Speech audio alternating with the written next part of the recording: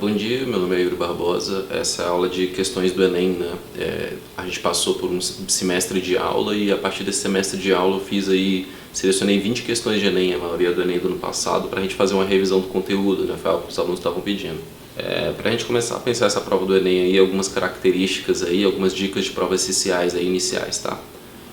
Primeiro, a prova, ela é o segundo dia de prova, né? A prova de história, no caso, e de humanas, né? A gente vai ter aí 90 questões e o texto para ser feito 4 horas e meia. O ideal é que você leve aí no máximo 2, 3 minutos por questões, né? Eu botei 4 minutos aí como um tempo, né? Estourando no limite aí que você tem que usar para cada questão. Tem que pensar assim sempre que você tem um tempo para cada questão e que você não pode ficar sem tempo lá no final, porque você tem que fazer uma redação, você tem que marcar as questões, então você tem que administrar bem seu tempo. Comece fazendo uma leitura rápida da questão, né? Para economizar esse tempo, né? Você começa fazendo aquelas questões que você tem mais facilidade. Então começa lendo a prova, vai marcando aquelas questões que você já sabe ali, que você tem facilidade, e ao final você retorna ao início da prova para fazer as difíceis, né? Mas você economiza tempo, né? Marcando os que você já sabe. Segundo, busque eliminar as questões que você sabe que não estão certas, para aumentar suas chances caso precise chutar e não tenha certeza. O caso do exemplo aí do lado, por exemplo. Quando você vai fazer uma questão, né, você vai ter sempre A, B, C e D para escolher, ou seja, você começa com 25% de chances de você acertar. Se você elimina uma das questões, ou seja, você fica com 3 opções, você já aumenta a sua chance de 33% para 33%. Se você consegue eliminar 2 das opções aí, né, você tem 2 opções para escolher só. Então você aumenta a sua chance para 50%. Ou seja, você não precisa saber a prova toda, mas na hora de marcar o gabarito, na hora de chutar, você tem que ser esperto também. E aí buscar eliminar, né, e aumentar suas chances na hora de responder. Busca sempre também reservar um tempo para redação. Eu busco fazer a redação quando eu vou fazer provas do tipo, né? Eu primeiro faço a primeira leitura, respondo as fáceis. Logo fazer essa primeira leitura, você consegue ter uma visão geral da prova, né? Vão ter vários textos ali que muitas vezes vão te ajudar na hora de fazer a redação, vão estar ligados ao tema da prova. Então essa leitura prévia da prova vai ajudar na hora da redação. E aí você busca também na hora dessa redação organizar bem os tópicos, né? Você botar ali um tópico de introdução e aí nesse tópico de introdução botar as ideias centrais que você vai trabalhar nos parágrafos posteriores, né, em 2 ou 3 parágrafos ali de argumentação e no final um parágrafo de conclusão, né? Mas busca organizar essas ideias, né, e trazer elementos que estão sendo trabalhados na prova, tá? Separe um tempo para marcação do gabarito, né? Isso é importante também, você prestar atenção na hora do gabarito. Muitas vezes você está fazendo as questões certas, mas você não presta atenção na hora do gabarito e erra uma sessão de respostas ali, né? Então você tem que ter muita atenção na hora da marcação do gabarito, né? Uma das estratégias que eu particularmente faço é muitas vezes marcar junto com a resposta da prova. Eu marco na prova e já marco em seguida no gabarito. Isso é uma questão que eu tenho certeza, né? Por exemplo, as primeiras questões que eu vou responder aí. Busque prestar muita atenção no enunciado. Muitos alunos têm o conhecimento, sabem responder a questão, mas eles terminam fugindo do tema da questão. O enunciado lá, o que é cobrado é o que é importante, o que está lá sendo pedido.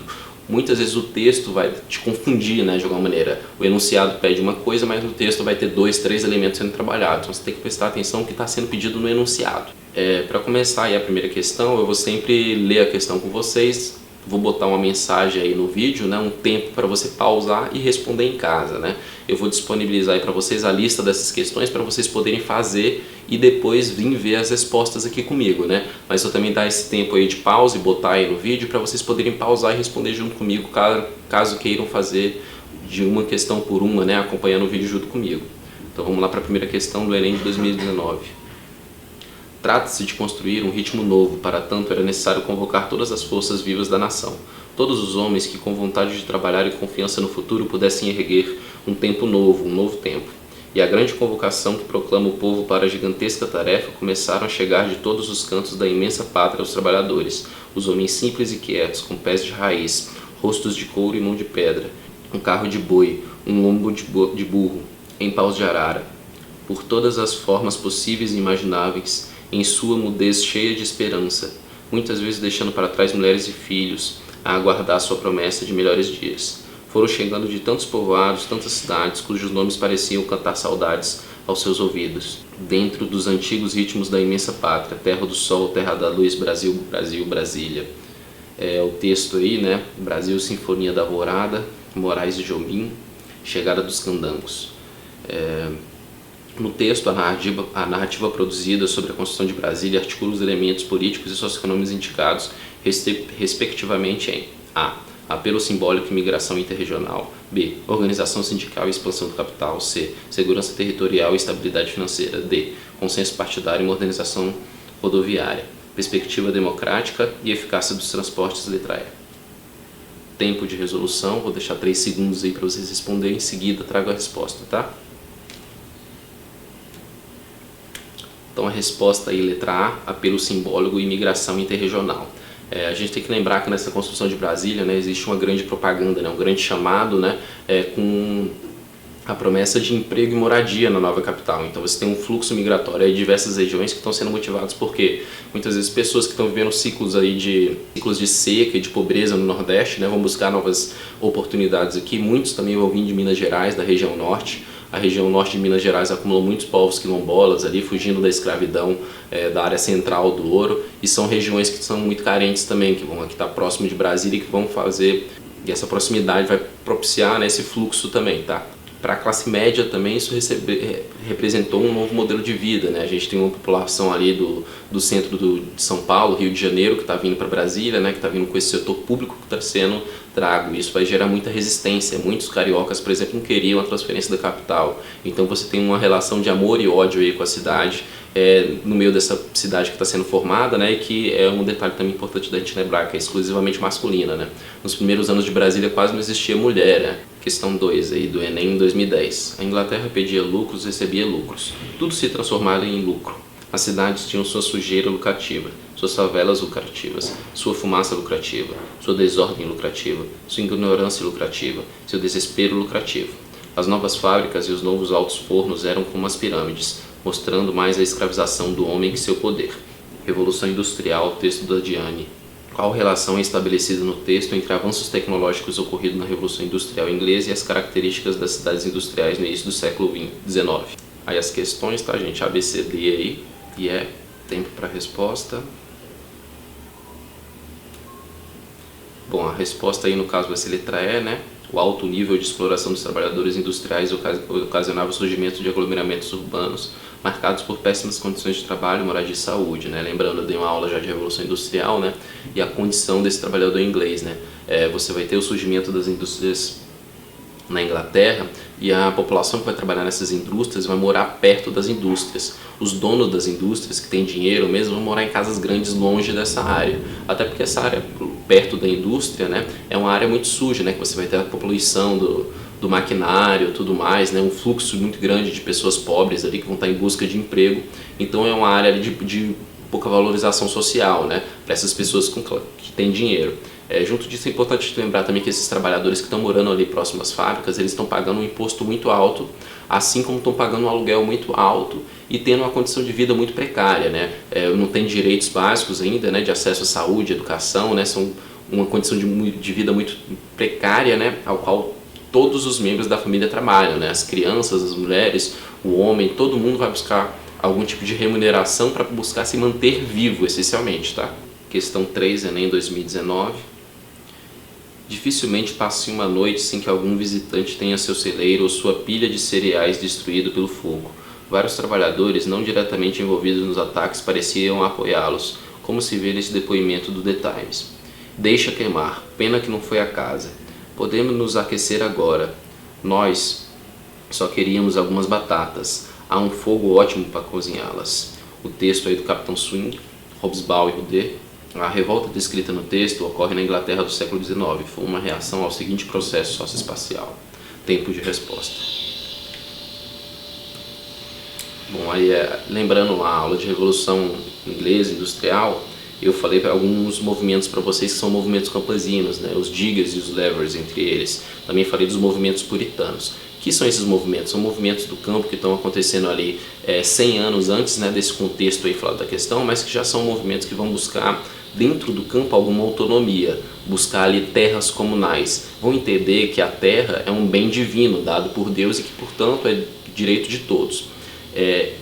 Esse texto ele já vai trabalhar as revoltas camponesas 100 anos depois, ali no contexto de 1830. Né? Nesse contexto de 1830 a gente vai ter um evento marcante que é o cercamento, ou seja, a delimitação de uma terra que vai começar a ser propriedade de um ser, né? De um indivíduo só.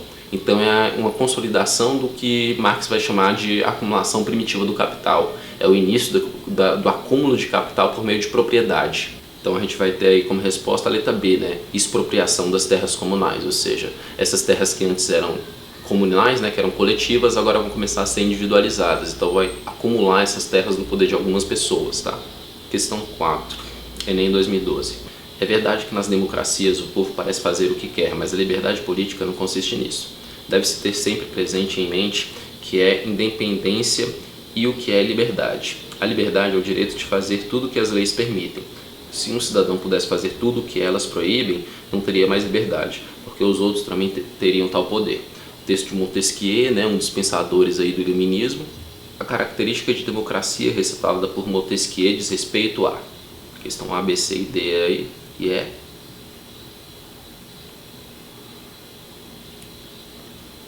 bom, a resposta aí, letra B, né? Ao condicionamento da liberdade dos cidadãos e à conformidade da lei, né? Essa é uma base aí do pensamento de Montesquieu, né? Ele vai pensar que não existe leis justas ou injustas, mas leis adequadas ou não a um certo povo, né? As ideias de Montesquieu vão inspirar, por exemplo, o surgimento dos três poderes na formação dos Estados Unidos, né? Essa ideia de um contrato social entre seres iguais, e esse contrato social vai mediar as relações sociais, né? Algo diferente, né, do que está rolando no antigo regime, né, de um acordo que ele não é social, mas ele é divino. Ele é pautado na teoria do direito divino dos reis, por exemplo, a qual os reis eles têm poder por causa de um presente de Deus divino, né? Eles são escolhidos de Deus na Terra, e como escolhidos de Deus na Terra, eles vão fazer as leis divinas. Isso é diferente do que está sendo feito aqui em Montesquieu. A gente vai separar o divino do social e vai criar leis sociais que estão sendo feitas pelos seres humanos e não por ser divino. Então a gente vai ter aí no iluminismo uma quebra de um pensamento do antigo regime para um pensamento iluminado a partir de agora. Questão 5, Enem 2010. Em nosso país queremos substituir o egoísmo pela moral, a honra pela proibidade, os usos pelos princípios, as conveniências pelos deveres, a tirania da moda pelo império da razão, o desprezo à desgraça pelo desprezo ao vício, a insolência pelo orgulho, a vaidade pela grandeza da alma, o amor ao dinheiro pelo amor à glória, a boa companhia pelas boas pessoas, a intriga pelo mérito, o espirituoso pelo gênio, o brilho pela verdade, o tédio da volúpia pelo encanto da felicidade, a mesquinharia dos grandes pela grandeza do homem. Texto aí da Revolução Francesa e Vida Privada, né, do Perroy-Runte. O discurso de Robespierre, de 5 de fevereiro de 1794, do qual o trecho transcrito é parte, relaciona-se a qual grupo político-social envolvido na Revolução Francesa? Tempo de resposta.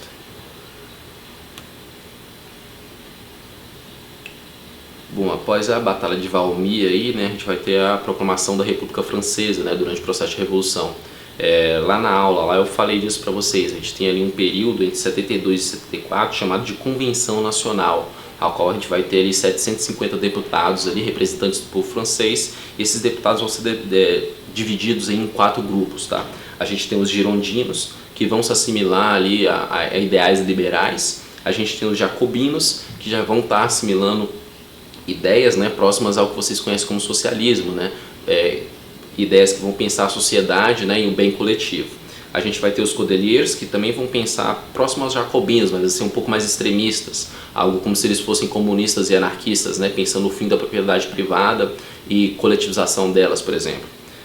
E a gente tem a planície é um centrão, né, aquele grupo que ele vai apoiar um lado ou um outro de acordo com as próprias necessidades. Então a gente vai ter esses 4 grandes grupos aí, né. Robespierre é um jacobino inspirado em Rousseau, né? Então ele vai defender essa ideia de liberdade, igualdade e fraternidade, né? Que a gente vai buscar aqui no Brasil em algumas revoltas. Questão 6 aí do Enem 2013.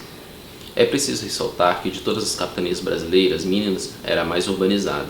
Não havia ali a hegemonia de 1 ou 2 grandes centros. A região era repleta de vilas e arraiais, grandes e pequenos, em cujas ruas muita gente circulava. O ouro e a transformação na sociedade colonial, texto do Paiva. A região da América Portuguesa tiveram distintas lógicas de ocupação. Uma explicação para a especificidade da região descrita no texto está identificada na... Tempo para a resolução.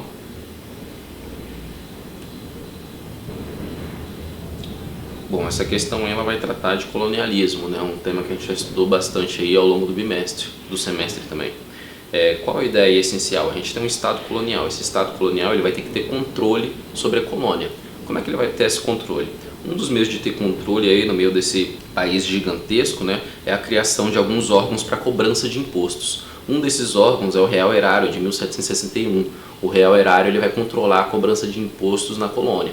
Logicamente que esse Real Erário, essa cobrança de impostos, né, ela vai ser feita por algumas pessoas, né, que vão receber aí um poder, né, da colônia, né, para poder exercer essa relação aí, né, de cobrança de imposto dentro da realidade colonial aqui. Isso, né, esses poderes locais que são fortalecidos para cobrar imposto, vão gerar uma série de revoltas, né, porque são poderes ali que vão representar os interesses de Portugal muitas vezes e vão prejudicar a economia local e os poderosos locais, gerando revoltas, né? Uma dessas revoltas que a gente vai ter de exemplo aí, em 1789 é a Conjuração Mineira, né? Que a gente vai ter aí Tiradentes, né, inspirado pelas ideias iluministas, né, buscando aí junto com um grupo aí de outros iluminados, né, a proclamação de uma república, né, a partir de Minas Gerais, né, uma república independente de Portugal. Tiradentes é condenado, né, por crime de lesa majestade, ou seja, um crime de atentado, né, contra o poder real, e morto, né? A gente tem aí uma aula aí que vai falar sobre essa revolta, assim como várias que estão acontecendo nesse período, tá? Dando continuidade aí, Enem 2018. O encontro entre o velho e o novo mundo que a descoberta de Colombo tornou possível e de um tipo muito particular é uma guerra ou a conquista. Como se dizia então? E um mistério continua. O resultado do combate. Por que a vitória é fulgurante se os habitantes da América eram tão superiores em números aos adversários e lutaram no próprio solo? Se nos alimentarmos, a conquista do México, a mais espetacular, já que a civilização mexicana é a mais brilhante do mundo pré-colombiano, como explicar que Cortés, liderando centenas de homens, tenha conseguido tomar o reino de Montezuma, que dispunha de centenas de milhares de guerreiros? A conquista da América, Todorov. No texto da conquista, conforme a análise apresentada no texto, uma estratégia para superar as disparidades levantadas foi tempo de resolução. Resposta aí, letra C, né, explorar as rivalidades existentes dos povos nativos, né. Isso também já foi falado lá na aula de colonialismo, tá, gente? Quando a gente tem o início da colonização, a primeira mão de obra usada é a indígena, né, a mão de obra que estava aqui disponível. E essa mão de obra, como é que ela vai sendo conquistada, né? Os portugueses, os espanhóis, né, no caso da questão aí que está trabalhando a questão de Montezuma e Cortés, né? Cortés tinha uma tropa pequena, né, para dominar um exército tão grande como o de Montezuma. Mas o que ele vai fazer? Ele vai se aproximar de Montezuma, assim como dos outros líderes locais, e vai entender a realidade política do local. Ele vai ver ali quem é o inimigo de quem, e vai buscar alimentar essas inimizades e buscar também tratar vínculos de amizades, né, com alguns desses grupos. Logicamente que esses vínculos, tanto de amizade quanto de incentivar muitas vezes guerras e disputas entre esses poderes locais na América, visando o quê? Enfraquecer esses poderes para assim efetivar uma colonização. Então a gente vai ter algumas técnicas aí, né? Lembrando aí, né, que a gente tem que eu falei com vocês também de decolonialidade, então o professor Ayrton Krenak vai falar uma ideia essencial, né, de que a partir da chegada de Colombo, né, e do início desse processo de colonização como todo, a gente começa uma guerra entre o povo europeu e os povos originários. Porque são os povos que estavam aqui na América antes dessa colonização toda, né? E é uma conquista para quem? Uma conquista para os europeus, mas para os americanos, né, para os povos originários que aqui estão, isso é uma invasão. Então, no meio desse contexto aí, né, é importante a gente entender, né, que as rivalidades são exploradas, né, para você enfraquecer o inimigo e consolidar esse processo de colonização. Questão 8 aí, Enem 2019. A centralização econômica, o protecionismo e a expansão ultramarina engrandeceram o Estado, embora beneficiasse a burguesia incipiente. Texto O Mercantilismo aí, do Anderson e Denion. As interferências da legislação e das práticas exclusivistas restringiram a operação benéfica da lei natural na esfera das relações econômicas. Texto aí do Adam Smith, A Riqueza das Nações. Entre o século XVI e XIX, diferentes concepções sobre as relações entre Estado e economia foram formuladas. Tais concepções associadas a cada um dos textos confrontam-se respectivamente na oposição entre práticas de tempo de resolução. Resposta aí, defesa dos monopólios régios, apoio à livre concorrência.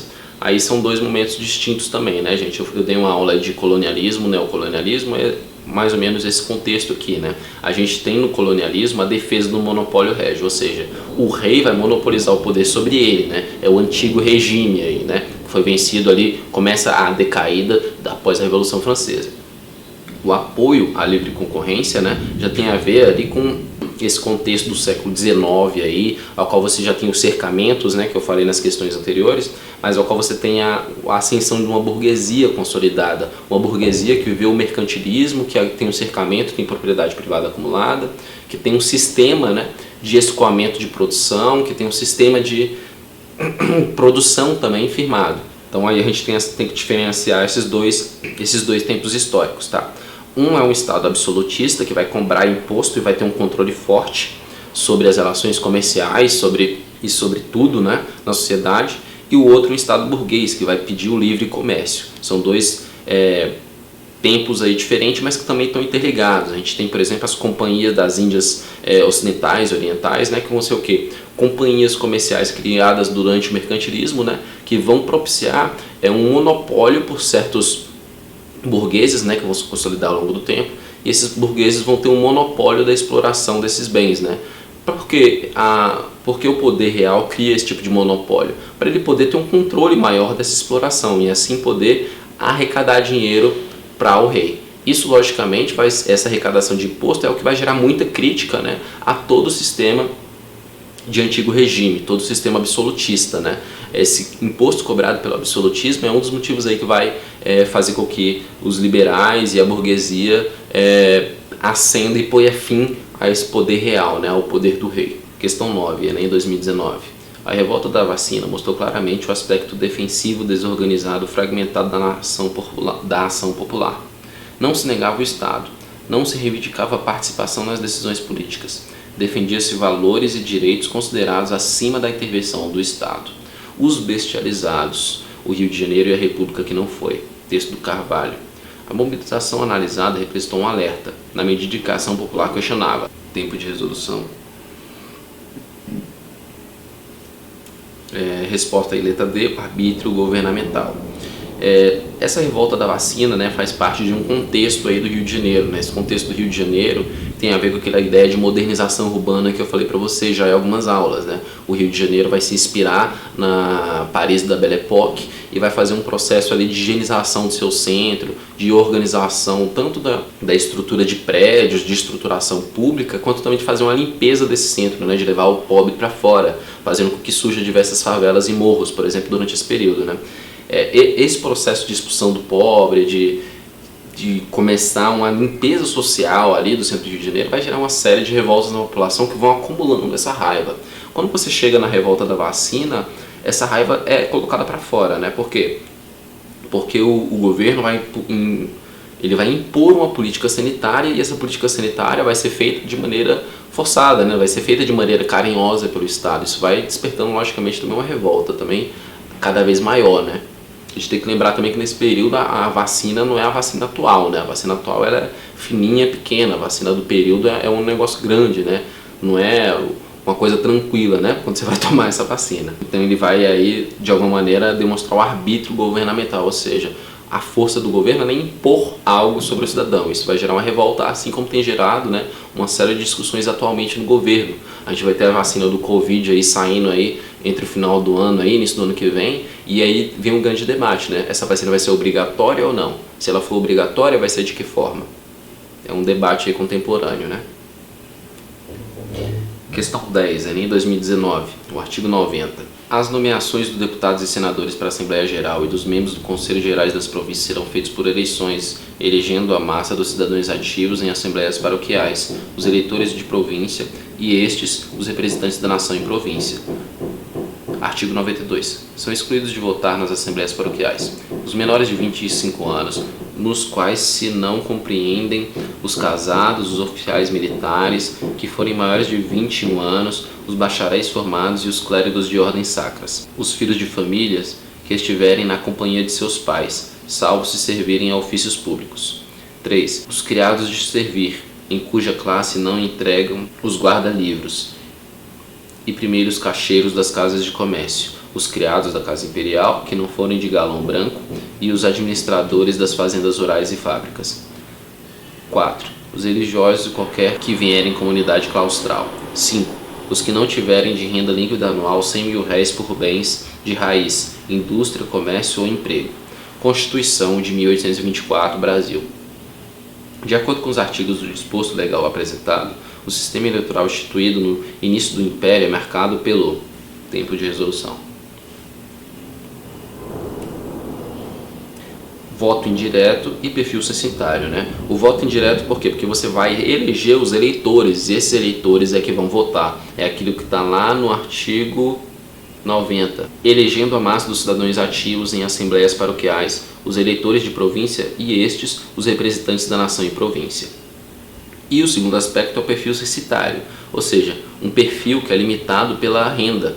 Esse perfil limitado pela renda, logicamente, vai propiciar as elites locais. Elites locais que também vão ter ali força militar, já que eles vão ali dominar o poderio tanto de Estado legal quanto de Estado repressivo. Então essa elite local, né, vai terminar dominando o processo eleitoral, né? Aquela ideia que vai culminar lá na frente, né, com a política de café com leite, né? Aquela ideia de oligarquias locais que vão dominar por meio da força, da chantagem, da compra de voto, né, o que é feito nas eleições. Questão 11, em 2019. Entre os combatentes estava a mais famosa heroína da independência. Nascida em Feira de Santana, filha de lavradores pobres, Maria Quitéria de Jesus tinha 30 anos quando a Bahia começou a pegar em armas contra os portugueses. Apesar da proibição de mulheres nos batalhões de voluntários, decidiu se alistar às escondidas. Cortou os cabelos, amarrou os seios, vestiu-se de homem e incorporou-se a fileiras brasileiras com o nome de soldado Medeiros. No processo de independência do Brasil, o caso mencionado é emblemático, porque evidencia tempo de resolução. Eu sei que o texto ele vai aí falar da inserção feminina de alguma maneira, né? Mas o enunciado e o texto e a resposta, né, que o Enem deu era essa de rigidez hierárquica da estrutura social, que a gente tem que lembrar aí no meio desse contexto, tá? Quando o Brasil declara a independência, a gente vai ter forças portuguesas que não vão querer a independência, logicamente vão querer continuar explorando nossa colônia, né? A gente vai ter aí forças que vão estar apoiando o Dom João e forças que vão estar apoiando as cortes constituintes, né, que vão ser formadas depois da Revolução do Porto. Mas a gente vai ter aí, junto com esses portugueses, né, as chamadas tropas legalistas, ou seja, que vão tentar manter o sistema colonial. Em contraponto, a gente vai ter as tropas ali, né, que vão apoiar Dom Pedro e o processo de independência, né, ou seja, os patriotas. Então a gente vai ter esses dois exércitos que vão lutar e guerrear em vários locais do Brasil durante esse processo de dependência e a sua consolidação, né? Porque o processo de dependência ele tem que ser reconhecido por outros países. E durante esse período, né, a gente vai ter esse período de guerra aí, né, até chegar a um reconhecimento de fato. Questão 12, Enem 2016. É hoje a nossa festa nacional. O Brasil inteiro, da capital do Império, a mais remota e insignificante de suas aldeolas, congrega-se unânime para comemorar o dia que tirou dentre as nações dependentes para colocá-lo entre as nações soberanas e entregou-lhes seus destinos, que até então havia ficado a cargo de um povo estranho. Gazeta de Notícias, 1883. As festividades em torno da independência do Brasil marcam o nosso calendário desde os anos imediatos posteriores ao de setembro de 1822. Essa comemoração está diretamente relacionada com tempo de resposta. No caso, a resposta é a construção e manutenção de símbolos para a formação da identidade nacional, né? A partir do momento que a gente tem ali a independência, né, a formação dessa ideia de Brasil, a gente começa esse desenho do que é ser brasileiro, do que significa ser o Brasil para o restante do mundo, né, como relação às políticas internacionais, ao que o Brasil é como produtor e, enfim, a criação de uma autoimagem, né, uma identidade quanto brasileiro. Um dos eventos importantes aí, logo após 1822 para a criação dessa identidade nacional, é a criação do Instituto Histórico e Geográfico Brasileiro. O Instituto ele vai abrir um concurso para você escrever, né, a história do Brasil. Qual é a grande história, né, desse país aí? E aí nesse primeiro concurso a gente começa a consolidação de uma ideia de que o Brasil é um país feito por diversos povos e que vive uma democracia racial e que vive um processo ao qual esses vários povos convivem em harmonia e eles vão para frente com progresso e tudo mais, né? Uma ideia romantizada, né, que não está aí vendo a exclusão, né, dessa sociedade escravista e de uma sociedade em que a renda está concentrada na mão de pouca gente. Não só a renda, mas o poder sobre toda a estrutura de governo, sobre os meios de comunicação e por aí vai, né? Essa estrutura de poder, né, essa concentração de renda é algo presente até hoje, né? Se a gente tivesse de fato uma distribuição da renda brasileira, o salário mínimo não seria de R$1.000, ele deveria ser de 4, 5 mil reais, porque o povo brasileiro produz renda suficiente para isso. Mas o dinheiro fica na mão de poucas pessoas da pirâmide, e aí é um grande problema social que a gente tem desde o início da história do Brasil. Questão 13 aí sobre fascismo, né, Enem 2016. No aniversário do primeiro decênio da Marcha sobre Roma, em outubro de 1932, Mussolini irá inaugurar sua Via del Império, a nova via sacra do fascismo. Ornada com estátuas de César, Augusto, Trajano, servirá ao culto do antigo e à glória do Império, e de espaço comemorativo de ufanismo italiano. Às sombras do passado recriado ergue-se a nova Roma, que pode vangloriar-se e celebrar seus imperadores e homens fortes, seus grandes poetas e apólogos Herácio e Vigílio. A história antiga e os usos do passado, um estudo de apropriação da antiguidade, um estudo aí do Silva de 2017. A retomada da antiguidade clássica pela perspectiva do patrimônio cultural foi realizada com o objetivo de tempo de resposta. B. Utilizar vestígios restaurados para justificar o regime político.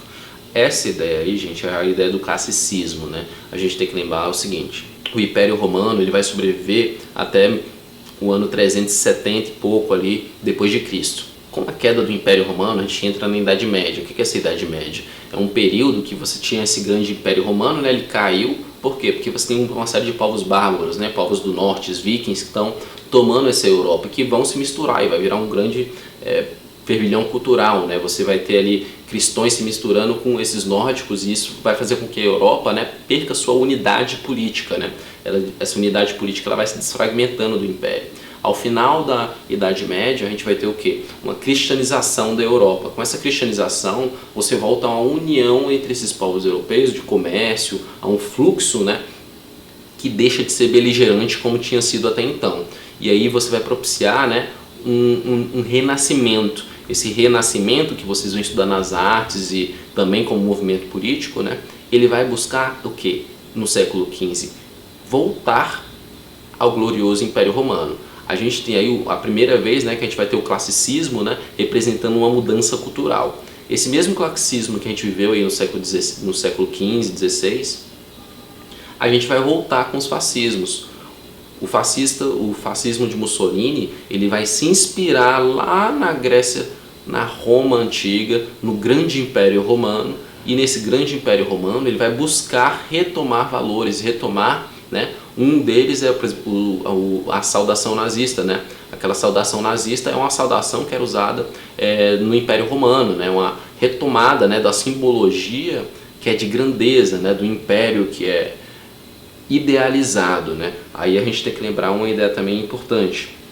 Esse império idealizado, esse classicismo, essa prisão, né, ao passado idealizado é uma característica conservadora. Por quê? Porque ela conserva o passado idealizando. É diferente de uma ideia progressista, ou seja, uma ideia que está pensando no futuro, que está pensando na possibilidade de mudança, né, de progresso no meio disso. Então a gente tem aí progresso e conservadorismo, tá? 14. Enem 2019. Essa atmosfera de loucura e irrealidade criada pela aparente ausência de propósito é a verdadeira cortina de ferro que esconde dos olhos do mundo todas as formas de campos de consideração. Vistos de fora, os campos e o que neles acontece só podem ser descritos como imagens extraterrenas, como se a vida fosse neles separada da finalidade deste mundo. Mais que o arame farpado, é a irrealidade dos detentos que ele confina que provoca uma crueldade tão incrível que termina levando à aceitação do extermínio como solução perfeitamente normal.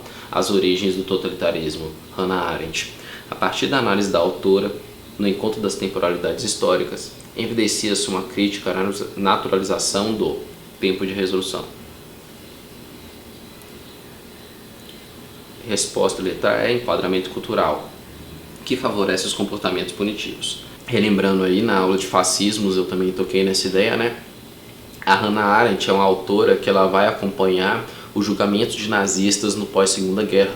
E ela vai pensar esse totalitarismo, né, porque ela está acompanhando os julgamentos, e durante esses julgamentos é que a verdade, né, o que aconteceu na guerra, né, os campos de concentração, a tortura, o roubo de bebês, uma série de atrocidades que são cometidas, começa a ganhar notoriedade pública, as pessoas começam a, de fato, confirmar e acreditar que essas coisas todas aconteceram. Isso vai gerar uma reflexão geral no mundo todo, né? Todo mundo vai pensar a sua própria humanidade a partir desses desastres. Uma das ideias que vai aí basear, né, esses fascismos aí, né, é a ideia do darwinismo social, a ideia de que o ser humano, né, ele evolui, tem um ser humano que ele é mais evoluído do que o outro na escala evolutiva. Esse darwinismo social vai dar elementos para uma outra ideia, que é o eugenismo social, já na virada do século, e que vai dar elementos para o fascismo e para o nazismo. O eugenismo social ele vai falar a mesma coisa, que existe uma hierarquia entre os povos e as culturas, de que existe alguém mais desenvolvido do que o outro. E você ser mais desenvolvido do que o outro vai justificar aquilo que eu falei lá na aula de neocolonialismo, vai justificar o imperialismo, vai justificar que você colonize, que você neocolonize essas pessoas, aquelas pessoas que estão abaixo da cadeia de valor humano ali, nessa hierarquia humana que é criada. Então é esse enquadramento cultural, né, que vai propiciar, né, essa atitude punitiva, tá bom? Essa atitude, né, muitas vezes justificada, né, sobre até sobre uma manta cristã, né, de você colonizar para o que? Cristianizar. Porque cristianizar é estar no alto da escala evolutiva. Então você tem que cristianizar esses povos para quê? Para que eles se tornem tal qual eu. Essa é a lógica, né, dos governos fascistas, dos governos europeus como um todo, né, durante esse período, para a colonização africana, por exemplo. Questão 15, em 2019.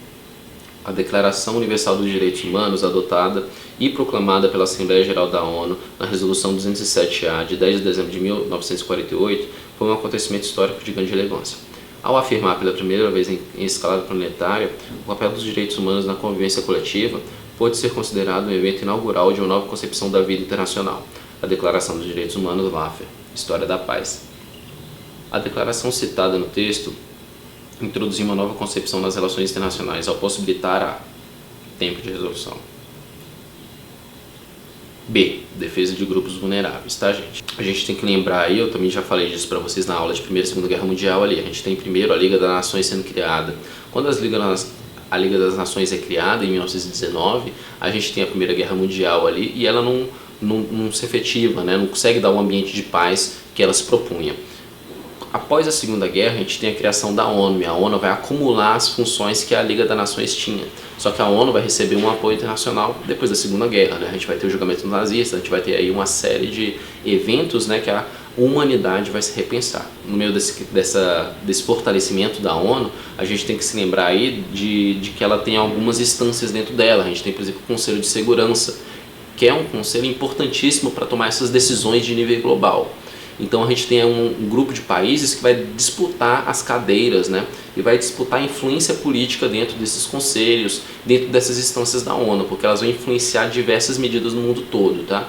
A ONU está sendo muito importante agora também no Covid, né? A gente tem uma série de orientações aí da ONU que vai estar, buscando assistir grupos vulneráveis durante o Covid, né? Não só os grupos vulneráveis, né? Mas também olhar a sociedade, o globo como um todo, né?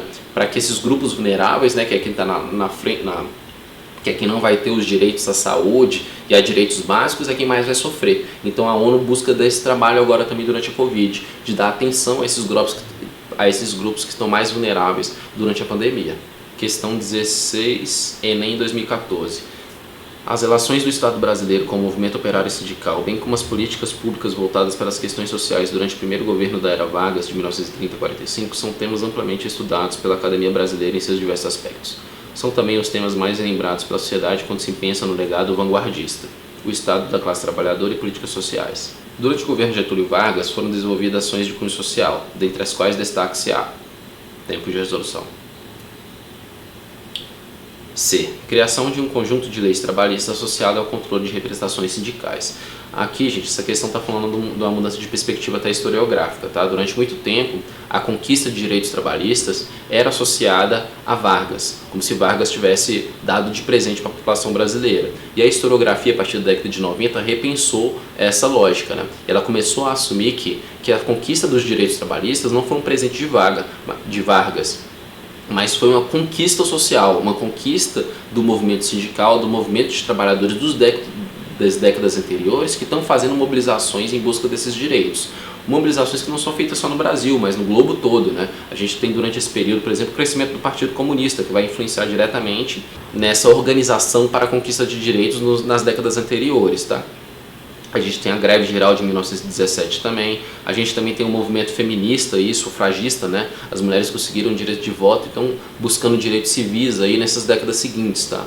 Tudo isso vai acarretar, né, na conquista de direitos trabalhistas, que são direitos aí para todos da sociedade, né? Para as crianças, para as mulheres, para os homens, e todos conseguem se beneficiar.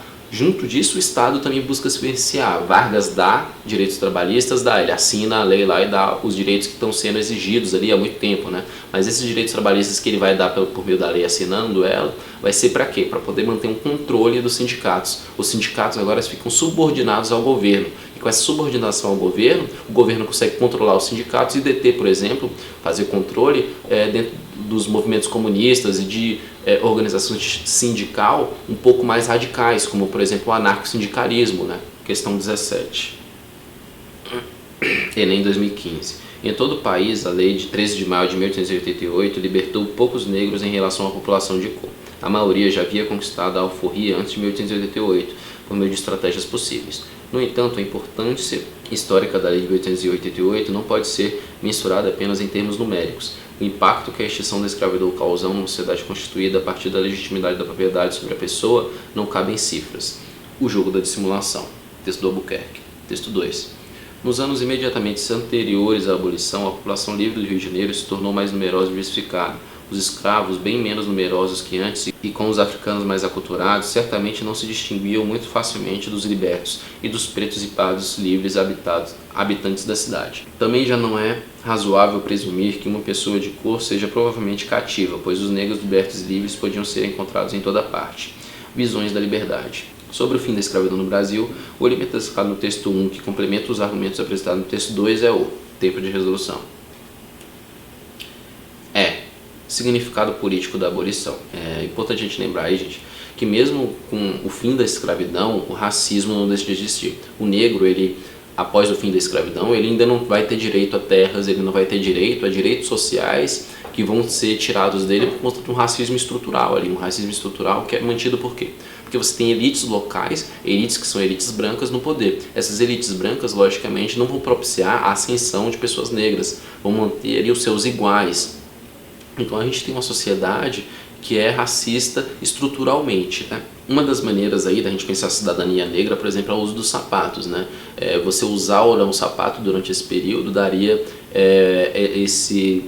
essa identidade para você, se você é liberto ou não. A gente tem a aula lá de história da África e de afro-brasileiros que eu passei para vocês. Questão 18, Enem 2019. A comunidade de Mumbuca, em Minas Gerais, tem uma organização coletiva de tal forma expressiva que coopera para o abastecimento de mantimentos da cidade de Jequitinhonha, o que pode ser atestado pela feira aos sábados. Em Campinho da Independência, no Rio de Janeiro, o artesanato local encanta os frequentadores do litoral sul do estado, além do restaurante quilombola que atende aos turistas. No texto, as estratégias territoriais dos grupos remanescentes de quilombo visam garantir tempo de resolução. C. A inserção econômica regional. Lembrando aí, né, gente, os quilombos, né, vão ser áreas autônomas, né, que vão fugir desse processo de colonização e racismo estrutural. A gente vai ter, por exemplo, quilombo dos Palmares, vai ter mais gente do que a capital do seu estado.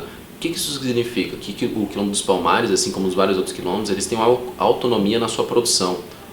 Normalmente esses quilombos vão estar perto a áreas com água, né, a nascentes, a rios, a coisa do tipo. Para quê? Porque essa água vai manter a vida deles, né, vai manter a produção de alimentos ali da região.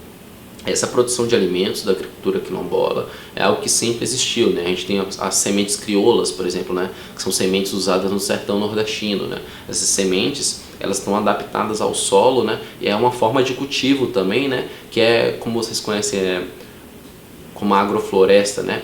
Uma plantação que não é uma plantação organizada, né? Por canteiros e linhazinhas, mas que é uma plantação que ela é feita junto com as outras plantas, né? Você tem várias plantas ali juntas numa região, né? Que elas vão conviver, né? Num meio ambiente diverso, mas que vai propiciar a sua riqueza, né? De criação e de produção por causa da diversidade do solo, né? Da diversidade de plantas no solo. Essa produção de agricultura é bem grande, né? E a gente vai ter a criação das chamadas redes de economia solidária, por exemplo, né? Ou rede de economia popular, né? A gente vai ter redes do MST, por exemplo, que vão produzir alimentos, né, orgânicos no Brasil todo, né?